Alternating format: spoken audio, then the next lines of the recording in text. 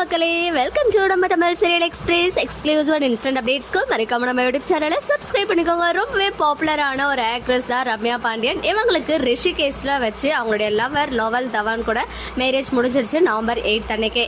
அங்கே மேரேஜ்க்கு வந்து ஒன்லி ஃபேமிலி அண்ட் ஃப்ரெண்ட்ஸ் மட்டும் தான் அட்டன் பண்ணியிருந்தாங்க. பட் செலிபிரிட்டிஸ், அதாவது உங்க சினிமா ஃபீல்டில் இருக்காங்க இல்லையா, அந்த செலிபிரிட்டிஸ் யாருமே அங்கே போகலை.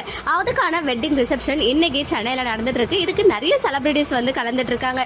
ரம்யா பாண்டியன் என்னதான் மூவிஸ்லாம் ஆக்ட் பண்ணியிருந்தாலுமே அவங்களுக்கு சொல்லிட்டு ஒரு ஃபேம் கிடைச்சது விஜய் டிவியோடைய cook with Comali and Bigg Boss season 4 தான். ஸோ அங்கே பிக் பாஸ் சீசன் 4 செலிபிரிட்டிஸ் நிறைய பேர் வந்து வெட்டிங் ரிசப்ஷன் அட்டன் பண்ணியிருக்காங்க போல.